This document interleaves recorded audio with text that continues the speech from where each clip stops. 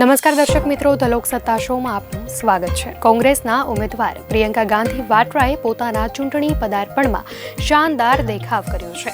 તેમણે વાયનાડ લોકસભા પેટા ચૂંટણીમાં મોટી જીત હાંસલ કરી છે. રાહુલ ગાંધીએ વાયનાડ બેઠક છોડ્યા બાદ પ્રિયંકા ગાંધીએ વાયનાડથી ચૂંટણી લડ્યા હતા. તેમની પ્રથમ ચૂંટણીમાં પ્રિયંકા ગાંધીએ 4 લાખથી વધુ મતોથી જંગી જીત મેળવી હતી. વાયનાડથી લોકસભા ચૂંટણીમાં રાહુલ ગાંધીની જીતના માર્જિન કરતાં તેમની જીતનું માર્જિન ઘણું વધારે હતું.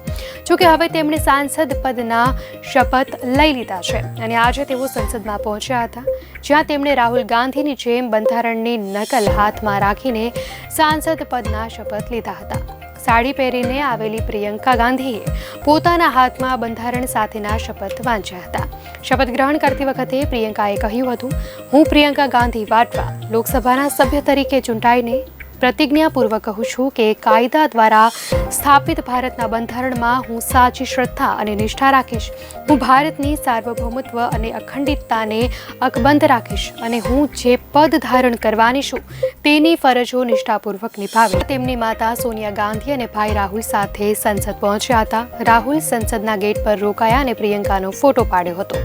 પ્રિયંકાને શપથ લેતા જોવા માટે તેમનો પુત્ર રેહાન અને પુત્રી મિરાયા પણ સંસદ પહોંચ્યા હતા. પ્રિયંકા નહેરુ ગાંધી પરિવારના ત્રીજા સભ્ય છે, જે વર્તમાન સંસદનો ભાગ બન્યા છે. તેમની માતા સોનિયા ગાંધી રાજ્યસભાના સાંસદ છે અને ભાઈ રાહુલ રાયબરેલી યુપીથી લોકસભાના સાંસદ છે.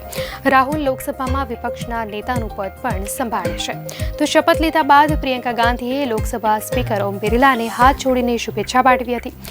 તેમણે આગળની હરોળમાં બેઠેલા વિપક્ષી નેતાઓને હાથ જોડીને અભિવાદન કર્યું અને ગૃહમાં વિપક્ષના નેતા અને તેમના ભાઈ રાહુલ ગાંધીએ પણ હાથ જોડી પ્રિયંકાના અભિવાદનને સ્વીકાર્યું.